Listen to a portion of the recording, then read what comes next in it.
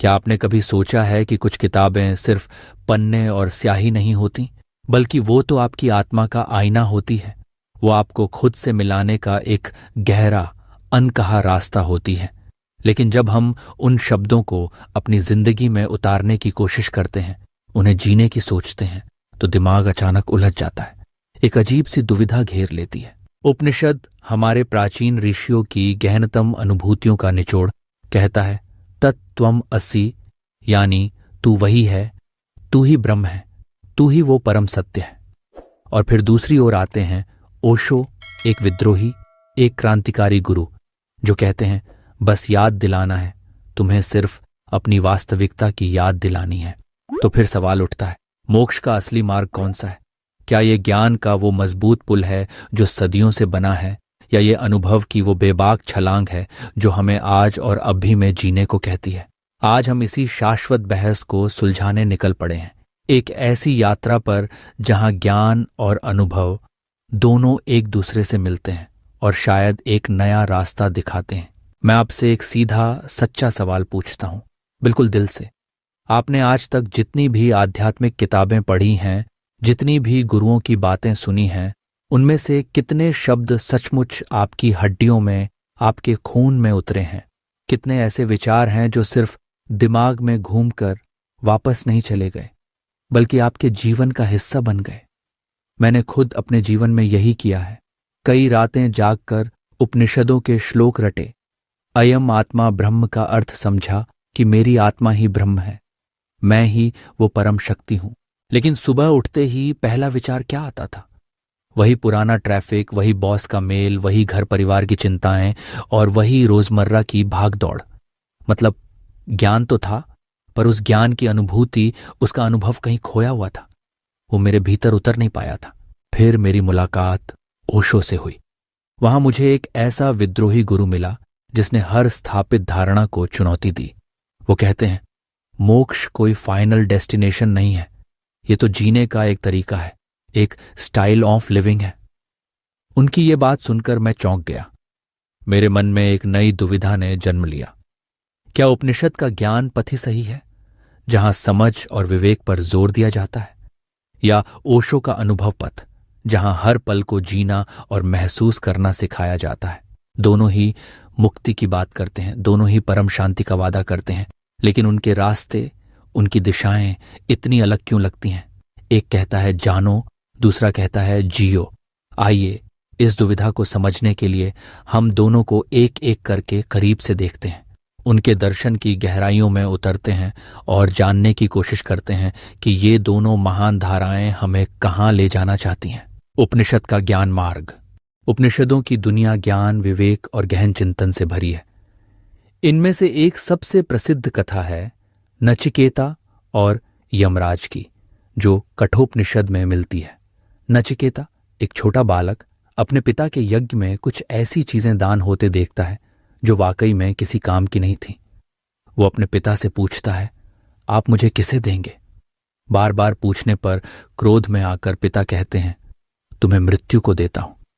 नचिकेता बिना किसी भय के यमराज के द्वार पर पहुंच जाता है और 3 दिन तक बिना कुछ खाए पिए प्रतीक्षा करता है।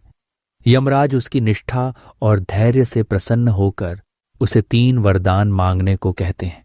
नचिकेता पहला वर अपने पिता के क्रोध को शांत करने के लिए मांगता है, दूसरा यज्ञ के ज्ञान के लिए, और तीसरा सबसे महत्वपूर्ण वरदान मांगता है, मुझे वह ज्ञान दो जो मृत्यु से परे ले जाए। मुझे वो रहस्य बताओ जो जन्म और मरण के चक्र से मुक्ति दिलाता है। यमराज पहले तो उसे टालने की कोशिश करते हैं, उसे धन, संपत्ति, दीर्घायु और स्वर्ग के सुखों का लालच देते हैं, लेकिन नचिकेता अडिग रहता है। वह कहता है, ये सब क्षण भंगुर हैं, मुझे तो अमृता का ज्ञान चाहिए। उसकी इस निष्ठा और ज्ञान की पिपासा से प्रसन्न होकर यमराज उसे आत्मा के रहस्य का उपदेश देते हैं। वे समझाते हैं कि आत्मा अजन्मा है, अमर है, अविनाशी है, निर्लेप है।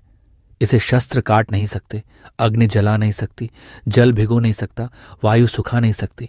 यह अविनाशी है, अव्यक्त है, अचिंत्य है। यही अद्वैत ज्ञान उपनिषदों का मूल मंत्र है।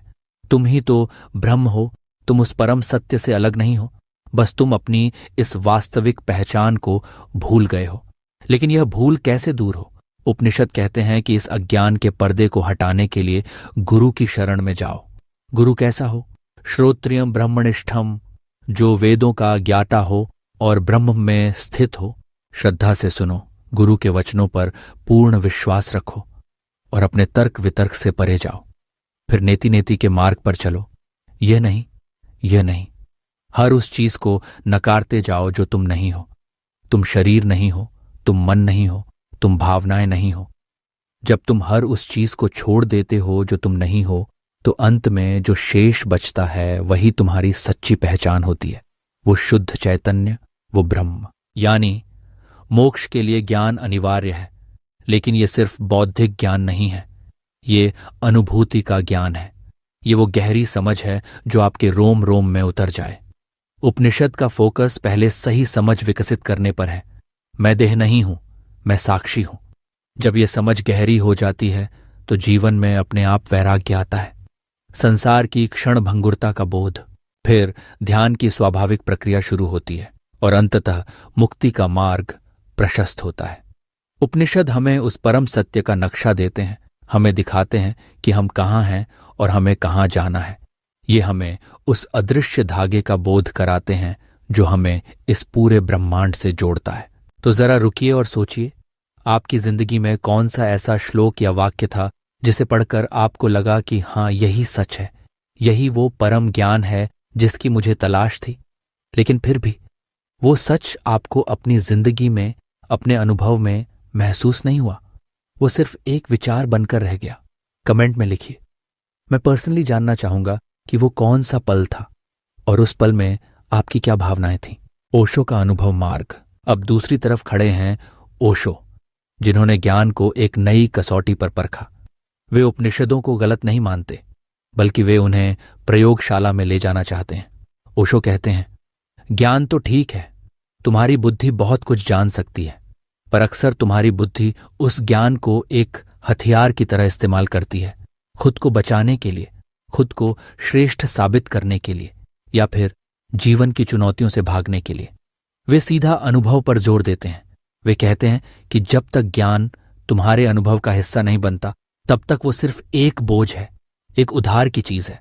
इसे समझाने के लिए उन्होंने एक बहुत ही सरल और मार्मिक उदाहरण दिया। उन्होंने एक दिन अपने शिष्यों से पूछा, क्या तुमने कभी चॉकलेट खाई है? सबने एक स्वर में कहा, हाँ, खाई है। फिर उन्होंने मुस्कुराते हुए पूछा, तो क्या मैं तुम्हें चॉकलेट का स्वाद शब्दों में समझा दूं? सब हंस पड़े, क्योंकि वे जानते थे कि चॉकलेट का स्वाद सिर्फ खाकर ही जाना जा सकता है, शब्दों से उसे पूरी तरह समझाया नहीं जा सकता। ठीक वैसे ही ओशो कहते हैं, मोक्ष भी है। उपनिषद का श्लोक तुम्हें चॉकलेट का सुंदर और सटीक बयान दे सकता है। वो तुम्हें बता सकता है कि चॉकलेट कैसी होती है, लेकिन उसका स्वाद तुम्हें अपनी जबान पर लाना होगा, तुम्हें उसे खुद अनुभव करना होगा। इसलिए ओशो ध्यान पर जोर देते हैं, और वो भी सिर्फ शांत बैठकर किए जाने वाले ध्यान पर नहीं, बल्कि गतिशील ध्यान पर। उन्होंने ऐसे ध्यान विधियां विकसित की जहां शरीर को पूरी तरह से मुक्त किया जाता है, हंसना, रोना, नाचना, चिल्लाना, कूदना, ताकि मन में दबे सारे विकार बाहर निकल सकें। वे कर्ता अकर्ता का खेल सिखाते हैं, जहां आप क्रिया करते हुए भी उसके साक्षी बने रहते हैं। आप करते हैं, पर आप कर्ता नहीं होते। और यही है साक्षी भाव। जीवन के हर पल में, हर क्रिया में, हर विचार में आप एक तटस्थ दृष्टा बने रहें। वे कहते हैं, सन्यास कोई खास वस्त्र नहीं है, ये कोई गेरुआ चोला पहनना नहीं है। ये तो मन का उठता हुआ एक विहंगम दृष्टिकोण है, एक ऐसी दृष्टि है जो तुम्हें जीवन को एक नए आयाम से देखने की क्षमता देती है। और सबसे बड़ी बात, वे समय को कम कर देते हैं। जहां उपनिषद कई बार गुरु काल की बात करते हैं, यानी गुरु के साथ लंबा समय बिताना और धीरे धीरे ज्ञान अर्जित करना, वहीं ओशो कहते हैं, अभी, इसी पल। वे वर्तमान क्षण की महत्ता पर इतना जोर देते हैं कि सारा ज्ञान और सारी साधना अभी में सिमट जाती है। उनके लिए मोक्ष कोई भविष्य की घटना नहीं, बल्कि वर्तमान की एक गहरी अनुभूति है। वे कहते हैं कि जीवन को स्थगित मत करो, जीवन को जियो, अनुभव करो, और उसी अनुभव में तुम्हें सत्य मिलेगा। ओशो बनाम उपनिषद, दोनों मार्गों का टकराव।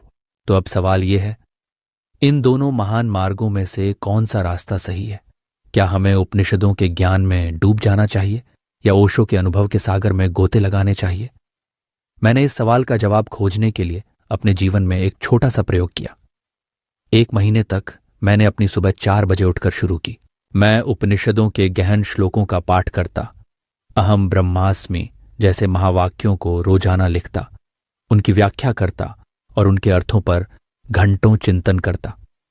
शाम को मैं ओशो के ध्यान कैंप में जाता, जहां गतिशील ध्यान के माध्यम से मैं क्रियाशील होता, हंसता, रोता और अपने भीतर की ऊर्जा को मुक्त करता।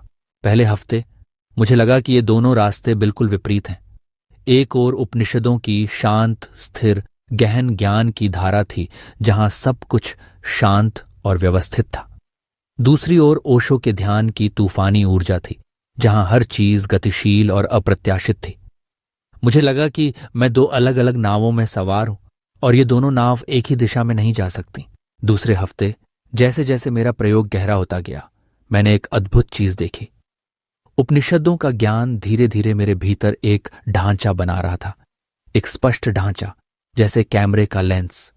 वह मुझे जीवन को, खुद को और इस ब्रह्मांड को देखने का एक स्पष्ट दृष्टिकोण दे रहा था। और ओशो का ध्यान, वह उस लेंस से दुनिया को चित्रित करा रहा था।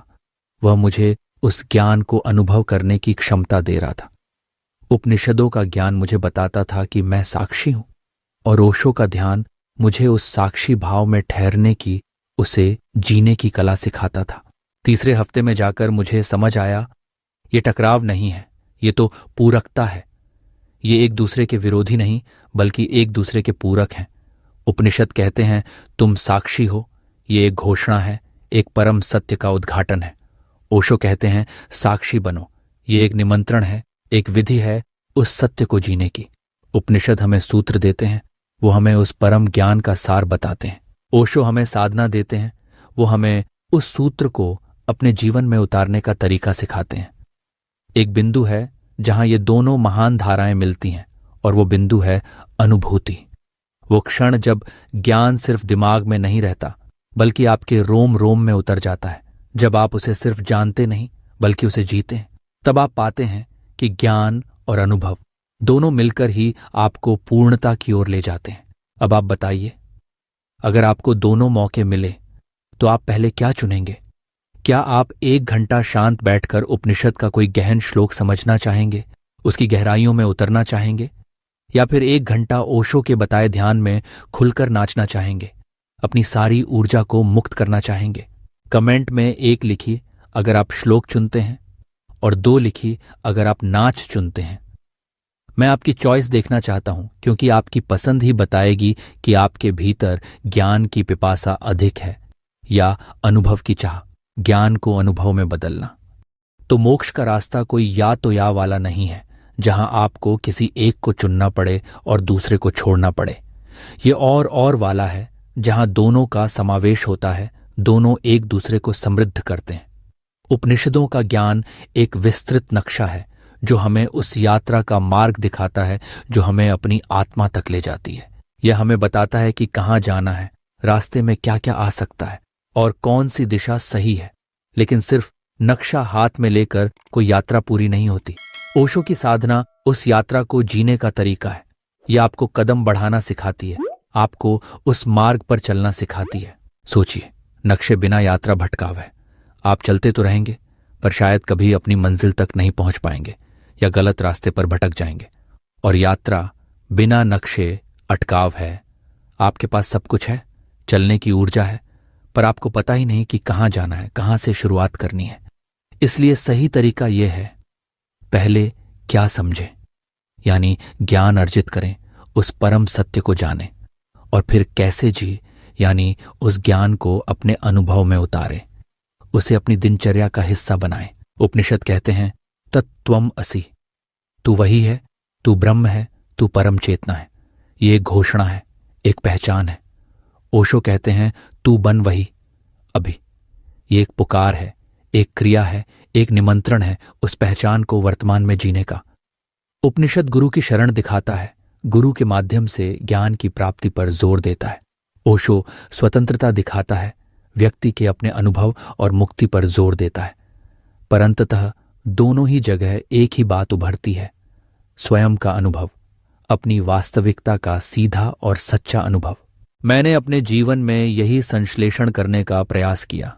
मैंने तय किया, रोज सुबह 15 मिनट उपनिषदों के श्लोकों का पाठ और चिंतन, ताकि ज्ञान का दीपक जलता रहे, और रोज शाम 15 मिनट ओशो की बताई ध्यान विधियों का अभ्यास, ताकि उस ज्ञान को अनुभव में उतारा जा सके।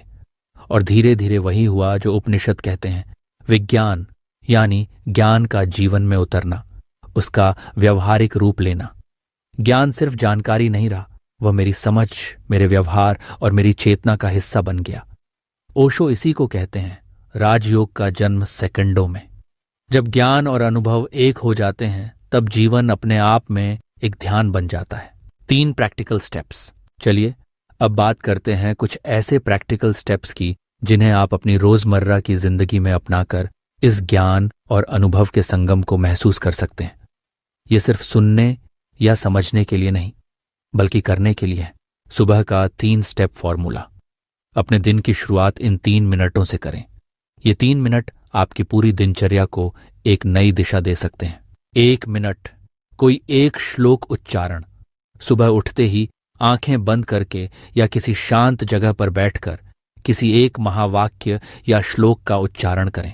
उदाहरण के लिए, अयम आत्मा ब्रह्म या अहम ब्रह्मास्मि। इसे सिर्फ बोले नहीं, बल्कि महसूस करें, इसकी ध्वनि को अपने भीतर गूंजने दें। 1 मिनट, इसका अर्थ बताएं खुद को। अब उस श्लोक का अर्थ अपने सरल शब्दों में खुद को समझाएं, जैसे मैं यह शरीर नहीं हूं, मैं यह मन नहीं हूं, मैं तो सिर्फ एक साक्षी हूं, एक शुद्ध चेतना हूं जो इन सबको देख रही है। इस अर्थ को अपने भीतर उतारने की कोशिश करें। यह सिर्फ बौद्धिक समझ नहीं, बल्कि एक गहरी स्वीकृति होनी चाहिए। 1 मिनट, आंखें बंद, श्वास पर ध्यान, साक्षी बने। अब अपनी आंखें बंद करें, अपनी श्वास पर ध्यान दें। अपनी श्वास को आते जाते देखें, जैसे आप किसी तटस्थ किनारे पर बैठकर नदी को बहते हुए देख रहे हों। कोई हस्तक्षेप नहीं, कोई निर्णय नहीं, बस साक्षी बने। महसूस करें कि आप देखने वाले हैं, अनुभव करने वाले हैं, लेकिन आप वह अनुभव नहीं हैं। ये 3 मिनट आपको ज्ञान का नक्शा और अनुभव का पहला कदम दोनों एक साथ देंगे। दिन भर का रिमाइंडर। अपने मोबाइल की लॉक स्क्रीन पर एक छोटा सा संकेत लिखें, साक्षी रहो या अनुभव करो। ये ओशो की माइंडफुलनेस का ही एक रूप है। जब भी आप मोबाइल उठाए, ये वाक्य आपको याद दिलाएगा। आप चाय पी रहे हो तो सिर्फ चाय न पिए। चाय के गर्म कप को अपने हाथों में महसूस कीजिए, उसकी खुशबू को सूंघिए, उसके स्वाद को अपनी जबान पर महसूस कीजिए। हर घूंट को साक्षी बनकर पीजिए। उपनिषद का ज्ञान आपको याद दिलाएगा, मैं साक्षी हूं, और ओशो का ध्यान आपको बताएगा, अभी महसूस करो, इसी पल में जियो।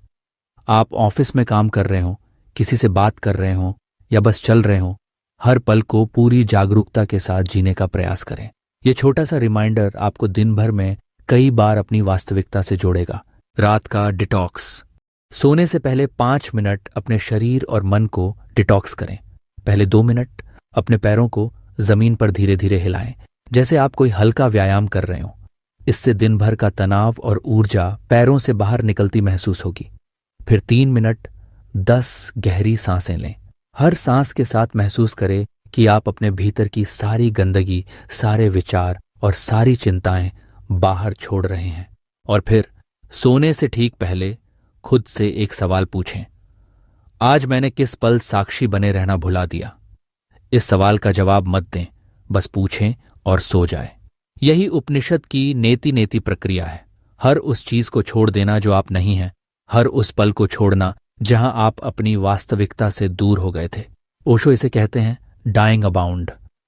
हर रात थोड़ा मरना, अपने दिन के अनुभव और पहचान को छोड़ देना, ताकि सुबह आप एक ताज़ा नया जन्म ले सकें, बिना किसी बोझ के। इन 3 स्टेप्स को आजमाइए, सिर्फ 1 दिन के लिए, और कल कमेंट में आकर बताइए, क्या आपको अपनी चाय का स्वाद थोड़ा ध्यानयुक्त लगा? क्या आपको अपने दिन में कुछ नयापन महसूस हुआ? मैं आपके अनुभवों को जानने के लिए उत्सुक हूं और मैं पर्सनली रिप्लाई करूंगा। उपनिषद और ओशो, 2 छोटी कहानियां। ज्ञान और अनुभव के इस संगम को दो कहानियों से और बेहतर समझते हैं, एक उपनिषद से और एक ओशो से। कहानी एक। उपनिषद। एक बार की बात है, उद्दालक ऋषि अपने गुरु से पूछता है, गुरुदेव, मेरे भीतर कौन है? वो क्या है जो मुझे चला रहा है, जो मुझे महसूस करा रहा है? गुरु, जो स्वयं ब्रह्मनिष्ठ थे, उसे सीधे जवाब देने की बजाय एक बैल को लात मारते हैं। बैल दर्द से कराहता है और हां की आवाज निकालता है। गुरु उद्दालक से कहते हैं, जो हां बोल रहा है, जो उस दर्द को महसूस कर रहा है और फिर भी साक्षी भाव से देख रहा है, वही तू है। उद्दालक तुरंत समझ गया। साक्षी वही है जो हर अनुभव पर गवाही देता है, जो हर क्रिया को देखता है पर खुद किसी क्रिया में लिप्त नहीं होता। इसका मतलब है कि ज्ञान से पहले प्रश्न की जिज्ञासा होती है और फिर अनुभव से उस प्रश्न का उत्तर मिलता है। ये कहानी सिखाती है कि हमारी सच्ची पहचान हमारे अनुभवों से परे है। हम उन अनुभवों के साक्षी मात्र हैं। कहानी 2। ओशो। एक बार एक शिष्य ओशो के पास आता है और पूछता है, भगवान कहाँ है? मैं उसे कैसे पा सकता हूं? ओशो मुस्कुराते हैं और कहते हैं, जब तुम ये सवाल पूछते हो तो तुम्हारे भीतर पूछने वाला कौन है? वही भगवान है। शिष्य पहले तो हैरान रह जाता है, फिर हंस पड़ता है। ये तो चक्कर है, ये तो एक अजीब सा खेल है। ओशो कहते हैं, हां, ये चक्कर ही सही, लेकिन इस चक्कर का केंद्र स्थिर है, तुम्हारी साक्षी। तुम ही वो केंद्र हो, तुम ही वो भगवान हो जिसकी तुम तलाश कर रहे हो। ये कहानी हमें सिखाती है कि अनुभव से पहले प्रश्न उठता है और फिर उस प्रश्न की गहराई में ही ज्ञान छिपा होता है। हमें बाहर नहीं, अपने भीतर ही उस सत्य को खोजना है। दोनों कहानियों का सार एक ही है, पूछना मत छोड़ो, अपनी जिज्ञासा को जीवित रखो, क्योंकि जिज्ञासा ही ज्ञान का द्वार खोलती है। पर पूछते हुए ही अनुभव करो। अपने हर सवाल को सिर्फ बौद्धिक स्तर पर न रखो, बल्कि उसे अपने जीवन में उतारो, उसे जियो, क्योंकि बिना अनुभव के ज्ञान सिर्फ जानकारी है और बिना ज्ञान के अनुभव अंधा हो सकता है। मिथक तोड़ना, मोक्ष, काशी मरना। हमारे समाज में मोक्ष को लेकर कई तरह के मिथक और भ्रांतियां फैली हुई हैं। सबसे आम धारणा यह है कि मोक्ष तो काशी में मरने से मिलता है या किसी पवित्र नदी में अंतिम सांस लेने से। लोग सोचते हैं कि मोक्ष कोई ऐसी चीज है जो मृत्यु के बाद मिलती है या किसी विशेष कर्मकांड से प्राप्त होती है। लेकिन उपनिषद इस मिथक को तोड़ते हैं। वे कहते हैं, नहीं भाई, मोक्ष काशी में मरने से नहीं मिलता। मोक्ष तो समझ से मिलता है। ये भीतर की जागृति है, ये उस परम सत्य का बोध है जो आपके भीतर ही छिपा है। और ओशो इसे एक कदम आगे ले जाते हैं। वे कहते हैं, समझ तो अभी, इसी पल। मोक्ष कोई भविष्य की घटना नहीं है। ये कोई ऐसी चीज नहीं जिसका आपको इंतजार करना पड़े। ये आज और अभी में जीने की कला है। तो मिथक क्या है? मिथक ये है कि मोक्ष कोई पोस्ट डेट चेक है जो आपको भविष्य में कभी भुनाने को मिलेगा। दरअसल मोक्ष तो इंस्टेंट कैश है। बस आपको एटीएम में कार्ड डालना है जो कि साक्षी भाव है और पैसा मिल गया। वो मुक्ति, वो आनंद, वो शांति आपको तुरंत मिल जाती है। बस शर्त यह है कि कार्ड आपका होना चाहिए, वो आत्मज्ञान का कार्ड। उपनिषद हमें उस कार्ड को बनाना सिखाते हैं। वे हमें बताते हैं कि हम कौन हैं, हमारी वास्तविक पहचान क्या है, और ओशो हमें उस कार्ड का पिन कोड बताते हैं। वे हमें सिखाते हैं कि उस ज्ञान को कैसे सक्रिय किया जाए, उसे कैसे अपने अनुभव में उतारा जाए। तो मोक्ष कोई दूर का सपना नहीं, कोई मृत्यु के बाद की कल्पना नहीं, बल्कि एक जीवंत वर्तमान की सच्चाई है जिसे हम हर पल जी सकते हैं। उपनिषद और ओशो का अंतिम संदेश, जीवन एक ध्यान यात्रा। मोक्ष कोई फुल स्टॉप नहीं है जहां आपकी यात्रा समाप्त हो जाती है। यह तो एक कॉमा है जहां आप थोड़ा रुकते हैं, एक गहरी सांस लेते हैं, अपने भीतर के सत्य को महसूस करते हैं और फिर एक नई ऊर्जा, एक नई चेतना के साथ अपनी जीवन यात्रा पर चल पड़ते हैं। ये एक निरंतर प्रक्रिया है, एक सतत ध्यान यात्रा। उपनिषदों का तत्त्वम असि और ओशो का बी हियर नाउ दोनों एक ही सतह पर मिलते हैं, अभी जागो। वे दोनों हमें वर्तमान क्षण में पूरी तरह जागृत रहने का संदेश देते हैं। तो असली रास्ता क्या है? असली रास्ता है ज्ञान को अनुभव में बदलना। सिर्फ पढ़ो मत, पर पढ़ते ही मत जाओ। पढ़ा हुआ पल में उतारो, उसे अपने जीवन का हिस्सा बनाओ, उसे जियो। जैसे आप किसी स्वादिष्ट भोजन की विधि पढ़ते हैं, पर जब तक उसे बनाते और खाते नहीं तब तक उसका स्वाद नहीं जान पाते। वैसे ही आध्यात्मिक ज्ञान को सिर्फ पढ़ने से कुछ नहीं होगा, उसे अपने अनुभव में उतारना होगा। गुरु की जरूरत है, इसमें कोई संदेह नहीं, लेकिन गुरु आपकी आंतरिक आवाज को उजागर करने वाला एक दिया है। वो आपको रास्ता दिखाता है, आपको प्रेरित करता है। वो कोई डंडा नहीं है जो आपको जबरदस्ती किसी रास्ते पर धकेले। गुरु सिर्फ एक माध्यम है, असली यात्रा आपको खुद करनी होती है। और सबसे बड़ी बात, मोक्ष आपका जन्मसिद्ध अधिकार है। ये कोई ऐसी चीज नहीं जिसे आपको कमाना पड़े या जिसके लिए आपको बहुत संघर्ष करना पड़े। बस आपने उसे भूलने की आदत बना ली है।